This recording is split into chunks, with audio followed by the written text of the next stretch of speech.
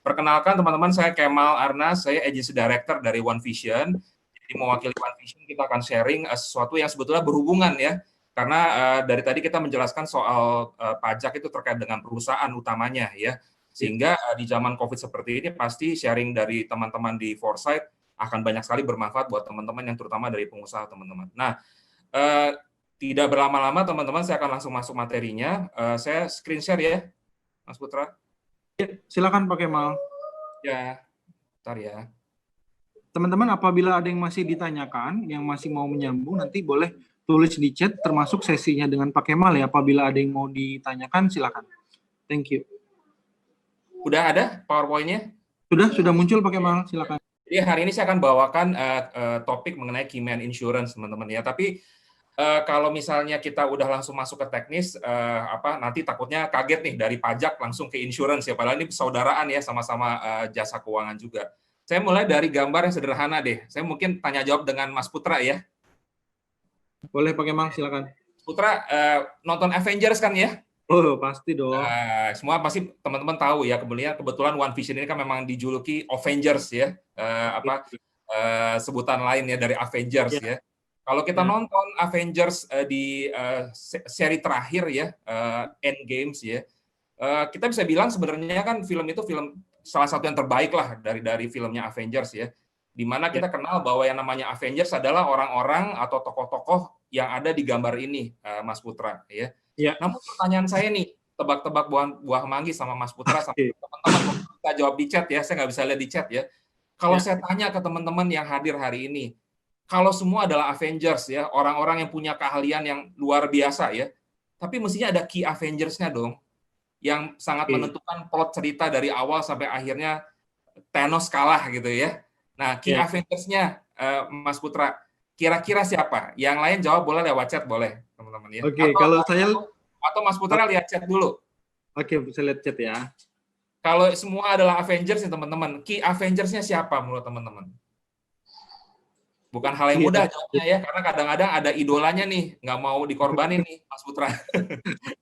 Oke, kalau dari sini yang paling jelas gede tuh Hulk. Oh iya. Paling besar. Jadi key Avengers karena ukuran badan ya, dan warnanya paling beda. Ya. Oke. Ada jawaban lain nggak? Kita lihat jawabannya ya. Ada yang menjawab Captain America, Iron Man, Olaf Cash, semua pemainnya menjadi keyman. Sutradara, Ant-Man, Iron Man. Ini rasanya fans semuanya aku rasa. Iya, jadi susah kan ya. Jadi kalau misalnya di sebuah organisasi atau di sebuah perusahaan, ya orang-orang adalah aset perusahaan ya. Jadi kompetensi orang-orang beda-beda ya. Tapi pasti Mas Putra, pasti ada orang-orang kuncinya di organisasi, pasti itu ya. Nah, kebetulan karena ini yang ngatur film bukan saya ya. Jadi emang jawabannya udah dari kunci dari filmnya ya. Jadi key Avengers-nya setelah saya Google semua ya, itu merunut ke 2 orang, teman-teman. Mas Putra. Yaitu Captain America dan Iron Man. Ternyata ini ya sampai keluar lagunya ya. Makanya terkenal dengan I Love You 3000 ya. Tapi di ending mati ya Iron Man-nya ya. Udah ada, nggak tahu itu seneng atau komplain ya. Oh ternyata bukan pilihan saya. Nah, cuman Mas Putra, kalau kita lihat dari 2 tokoh ini, kan mereka kita anggap keyman ya atau key Avengers lah. Tapi salah satunya akhirnya di film itu meninggal atau tewas ya. Setelah ya akhirnya berhasil mengalahkan Thanos, salah satunya yaitu Iron Man ya, Pak Tony Stark akhirnya tewas. Nah, lalu pertanyaannya, kalau ini adalah sebuah organisasi ya di mana orang-orangnya itu perform lah ya. Apa yang terjadi kalau salah satu keyman-nya meninggal dunia atau nggak ada ya. Nggak mungkin salah satu resiko dalam perusahaan tuh kayak Tony Stark tuh lalu pindah ke DC gitu, kayaknya nggak mungkin ya. Tapi kalau di perusahaan mungkin ya. Tapi di perusahaan mungkin loh Mas Putra ya. Nah itu pertanyaan yang sebetulnya mengawali materi saya hari ini teman-teman ya. Apa yang terjadi setelah keyman tidak ada ya. Nah sehingga teman-teman kita lihat sekarang masuknya ke konteks yang lebih mikro lagi ya. Siapa sih orang kunci ya di lembaga pemerintahan ya, di departemen, di direktorat ya, even di tim kementerian ya. Di kementerian tertentu ya, orang-orang kuncinya itu bisa jadi menterinya sendiri atau mungkin juga bawahannya atau mungkin orang-orang tertentu, Mas Putra. Di perusahaan ya, kita langsung bilang orang kunci di perusahaan apa? Oh, BOD pasti atau CEO ya, bisa aja. Tapi waktu pengalaman saya sebelum ke Prudential ya 10 tahun jadi konsultan, orang kunci di perusahaan tuh bisa levelnya bisa hanya seorang general manager loh, ya. Bisa jadi seorang senior staff, ya. Jadi di perusahaan itu bisa macam-macam, ya di lembaga pemerintah juga macam-macam. Di yayasan ya, apakah pemilik yayasannya, apakah pengurus yayasannya atau siapa? Ya kita question mark untuk setiap area inilah ya. Di rumah sakit, key man-nya siapa? Apakah pemilik rumah sakitnya? Belum tentu. Direktur rumah sakitnya belum tentu. Apakah dokter favorit yang kalau ada apa-apa sama dokter itu rumah sakit itu bisa turun ya sales-nya ya atau turun profitability-nya. Di law firm ya begitu banyak para lawyer di sebuah firma hukum, tapi begitu salah satu lawyernya tidak ada seperti Tony Stark ya, apa yang terjadi? Apakah nah itu definisi orang kunci. Sebenarnya begitu siapa orang kunci di masing-masing jenis organisasi ini, kita langsung muncul pemikiran siapa orangnya. Ya pasti who ya teman-teman ya. Kemudian konsultan juga ya, banyak sekali perusahaan-perusahaan konsultan akhirnya merger atau bahkan bubar di tengah jalan karena senior-seniornya tiba-tiba terjadi sesuatu, salah satunya adalah kena resiko kehidupan, teman-teman ya. Nah, tanpa terkecuali juga di klub olahraga dan musik ya, dan klub olahraga ini bukan berarti hanya pemainnya ya, bisa pelatihnya, bisa manajemennya. Di klub musik ya, bisa jadi Queen itu bisa untung bisa survive ya Mas Putra ya. Tapi kalau Queen itu tidak pintar semua, ya mungkin Queen sekarang juga nggak bisa konser lagi ya tanpa Freddie Mercury, misalkan seperti itu ya. Nah jadi siapa sih orang kunci? Ya tergantung di organisasi kita mesti cari tahu sebetulnya siapa ya. Nah patokannya bagaimana teman-teman? Patokannya dari sini. Ya, bahwa sebenarnya di dalam organisasi itu tetap yang namanya perjalanan organisasi atau perusahaan ya kan ujung-ujungnya dalam mencapai visi pasti juga akan juga mencapai profitability dan growth ya atau keuntungan dan pertumbuhan bagi organisasi dan akhirnya akan turun sampai ke level terbawah di organisasi. Nah, di resiko bisnis atau organisasi, Mas Putra dan teman-teman ya, itu ada resiko yang terukur dan yang sulit terukur ya. Yang terukur itu yang udah sering kita lihat lah ya. Hutang, perusahaan punya hutang berapa udah terukur ya. Gimana cara lunasinya itu ya tergantung lagi nanti plan-nya, skemanya ya. Bila terjadi hambatan karena Covid misalnya harus ada creative thinking lagi bagaimana caranya yang sudah terukur ini bisa lunas gitu kan ya. Pajak ya, merger dan akuisisi, kompetitor ya, produk pengganti, adanya transformasi digital ya, adanya perilaku konsumen yang berubah ya dari offline menjadi online misalnya ya. Lalu supply chain, betapa kekuatan supplier akhirnya merubah karakter ya dan bahkan usaha di sebuah perusahaan atau organisasi. Tapi semuanya ini terukur, Mas Putra dan teman-teman ya. Karena kenapa? Pak, fungsi research and development di perusahaan mestinya akan jalan terkait ini. Tentang business intelligence mestinya akan jalan soal ini. Nah, saya akan bahas yang justru yang sebelah kanan ya, sulit yang terukur atau sulit terantisipasi ya. Banyak sekali perusahaan yang terkaget-kaget akhirnya bingung ya, begitu orang kuncinya pindah, teman-teman ya. Saya nggak boleh sebut apa perusahaannya, tapi teman-teman tahu lah ya, ada salah satu perusahaan di bidang broadcasting ya, di mana orang kuncinya pindah ke stasiun TV yang lain ya, langsung perubahan besar terjadi yang di tempat yang dia tinggalkan, teman-teman ya. Nah itu salah satunya ya. Atau orang kunci pemain bola ya akhirnya pindah ya, dengan nilai yang luar biasa dahsyat ya. Akhirnya dia pindah, tim yang dia masuk jadi juara, tim yang dia tinggalkan mungkin harus mulai lagi dari awal membangun kekompakannya ya. Yang kedua adalah orang kuncinya pensiun, Mas Putra dan teman-teman ya. Pasti orang pada saatnya kalau orang tidak meninggal lebih awal, orang tidak sakit, orang tidak kecelakaan, pasti akan ada risiko kehidupan yang paling akhir adalah live too old dan akan ada batasnya di saat seseorang yang menjabat di sebuah perusahaan atau memiliki sebuah perusahaan harus menyerahkan tongkat estafetnya ke generasi penerusnya, yaitu suksesi atau pensiun. Ya, ini juga sulit terukur, terutama yang kedua, nih Mas Putra dan kawan-kawan ya, di banyak perusahaan tempat saya bekerja sebelumnya sebagai konsultan ya, terjadi generation gap yang sangat-sangat lebar ya antara generasi satu yang mengawali, generasi dua yang terusin ya.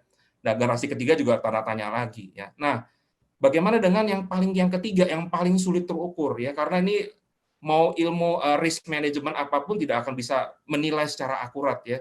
Kapan orang kunci itu mendadak meninggal dunia ya. Kapan orang kunci itu mendadak kena serangan jantung, kena kanker ya, kena stroke ya dan penyakit-penyakit berat yang lainnya yang kita katakan namanya sakit kritis atau terminal illness ya. Yang menyebabkan implikasinya Mas Putra dan kawan-kawan sekalian ya, tidak cakap hukum ya.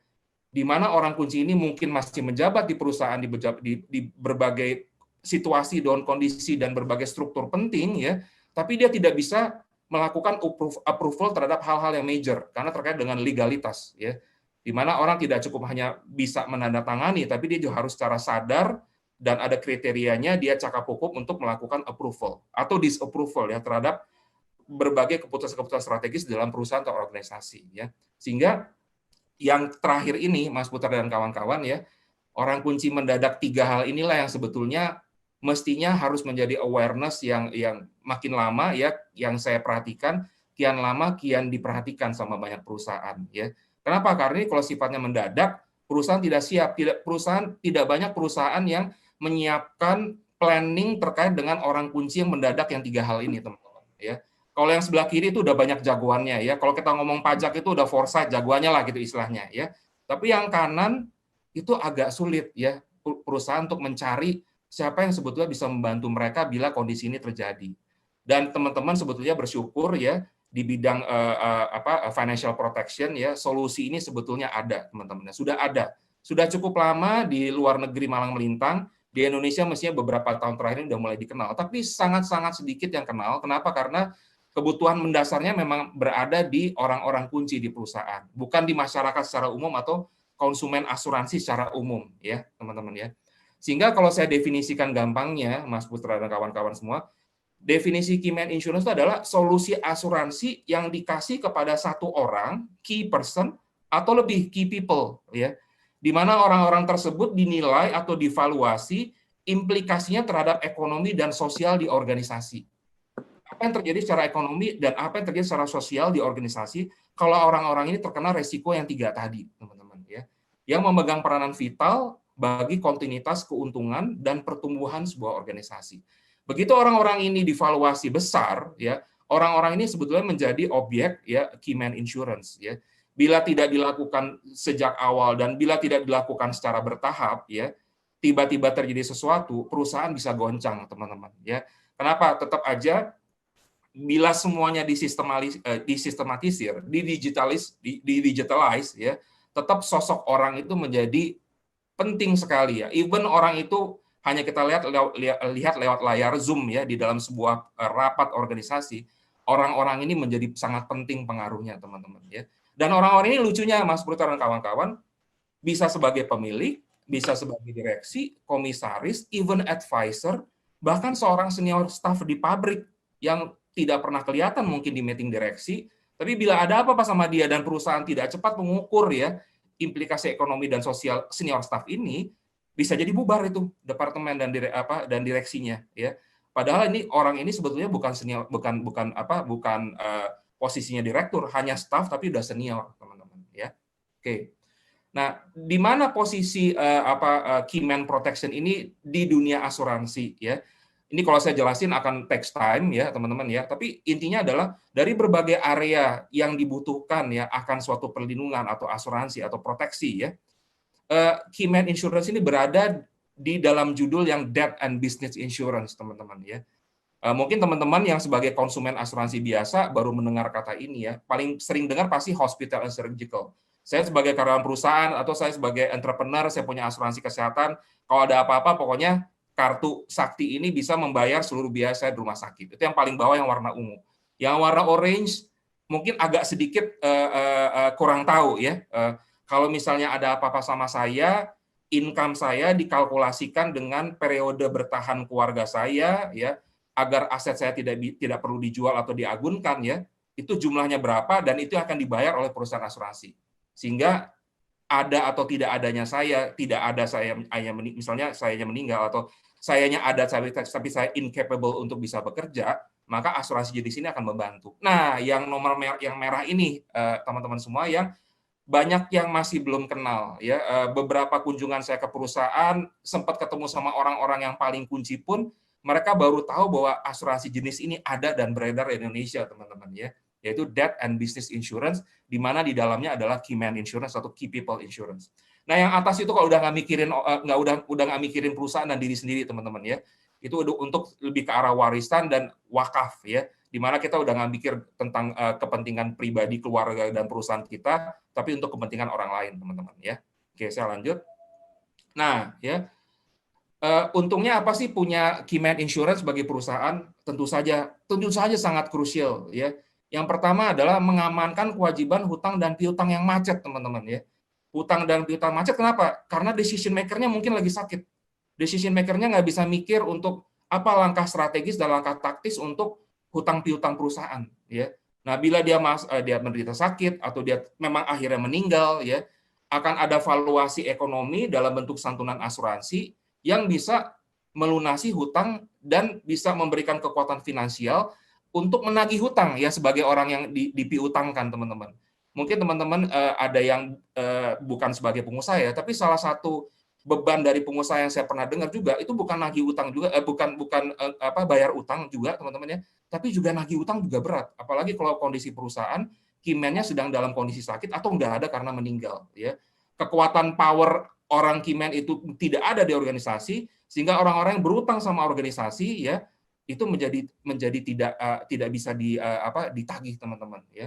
Terus yang kedua adalah menggantikan penurunan penjualan. Mungkin nggak kalau misalnya Keyman nggak ada, sales-nya turun. Oh, sangat mungkin ya, bisa di atas 80% ya. Mau perusahaan udah punya sistem kayak gimana ya, pasti sempat terjadi kecegukan sedikit ya. Kalau ada sosok tertentu ya, teman-teman ya. Coba kita bayangkan misalnya Bill Gates di Microsoft ya. Kalau tidak ada beliau, mungkin nggak sales Microsoft turun? Ya mungkin turun sebentar, karena Bill Gates sudah mewariskan sistem yang sangat bagus. Tapi kadang kita nggak tahu orang kunci di Microsoft sekarang belum tentu Bill Gates loh, teman-teman ya. Nah, itu yang pasti udah divaluasi sama mereka, teman-teman. Kemudian menyediakan kebutuhan dana yang sifatnya liquid ya. Apa sih problematika perusahaan kebanyakan, teman-teman, even di masa normal maupun apalagi COVID? Cash flow, teman-teman ya. Operasional perusahaan itu langsung mati ya, kayak kena stroke ya. Kalau tiba-tiba ada Keyman-nya yang sedang dalam kondisi meninggal, sakit, atau tidak cakap hukum ya. Semua keputusan bisa terhambat, bisa ada layer 2, layer 3 dulu yang sebetulnya layer 1 udah langsung bilang oke atau not oke gitu, teman-teman ya. Dan yang keempat ada yang akan saya ceritakan ya nanti ya, case tadinya adalah mengamankan investasi perusahaan ya. Karena investasi perusahaan ini kadang-kadang orang percaya untuk invest di perusahaan karena dia percaya ada orang yang bagus di perusahaan itu yang bisa mengelola uang mereka agar bisa berkembang, teman-teman ya. Dan yang terakhir adalah menghindari konflik internal ya. Karena seringkali adalah di mana di saat seorang pemilik perusahaan ya, tapi dia tidak sendiri, misalnya bertiga, si A, si B, si C ya. Lalu meninggal dunia salah satunya. Bagaimana porsi sahamnya ya? Ngebaginya gimana ya?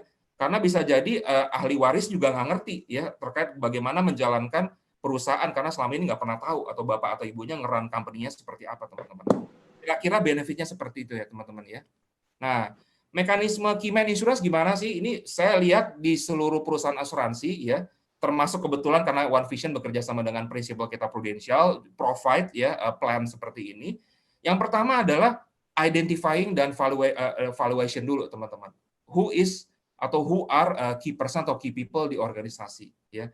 Lalu orang itu dilihat hubungannya dengan hutang piutang perusahaan apa, hubungannya dengan sales revenue berapa, kontribusi dia agar sales meningkat 5 tahun terakhir itu berapa orang ini ya. Dengan keputusan-keputusan ini memang agak sedikit jelimet di awal, teman-teman, karena identifikasi dan evaluasi ini sangat krusial untuk menentukan, karena orangnya jangan salah pilih ya Keyman-nya ya, teman-teman ya. Lalu identifikasi evaluasi untuk ekspansi bisnis ya, terkait dengan investasi yang berhubungan langsung dan tidak langsung dengan orang-orang ini.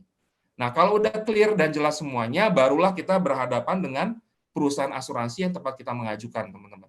Dan teman-teman ya, jangan lupa, karena Keyman ini kita ngomongnya uang pertanggungan tunggal ya, yang sifatnya tidak ratusan juta ya, teman-teman ya, tapi kita berbicara soal puluhan miliar, bahkan ratusan miliar ya, maka perusahaan asuransi yang kita ajukan juga harus bekerja sama dengan perusahaan reasuransi, teman-teman ya. Kalau teman-teman mungkin belum tahu bahwa perusahaan asuransi kalau mendapatkan pengajuan dengan nilai pertanggungan uang pertanggungan besaran tertentu, dia juga harus beli polis ke perusahaan reasuransi, teman-teman ya. Nah, bagaimana pada saat tahap pengajuan? Ditanyakan mengenai dokumen legalitas perusahaan, laporan keuangan 3 tahun terakhir, bukti kepemilikan aset seperti apa, dan lain-lain ya. Dan pada saat kita mengajukan ke perusahaan asuransi ya, akan ada 2 koridor atau 2 pilihan, teman-teman ya. Model insurance solution-nya, model yang risk transfer ya, di mana perusahaan ya sebagai pembayar atau siapapun pihak perusahaan akan sebagai membayar preminya, dia akan menjadi untuk membayar iuran yang namanya premi ya.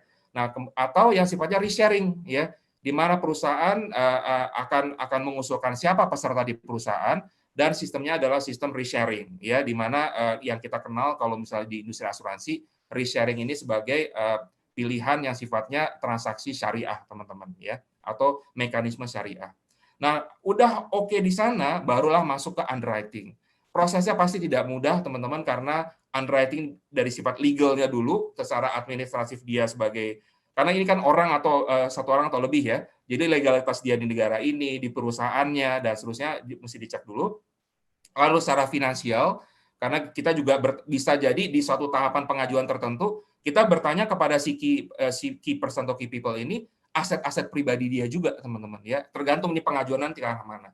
Dan yang tentunya yang juga nggak kalah menantangnya adalah underwriting dari sisi medical, teman-teman. Karena ini terkait dengan uang pertanggungan yang bisa mengatasi berbagai kesulitan perusahaan, ya, maka pasti uang pertanggungannya tidak akan kecil, ya. Sehingga perusahaan asuransi pasti dalam melakukan risk assessment perlu mengetahui dengan jelas kondisi kesehatan yang apply ya ke perusahaan mereka ya.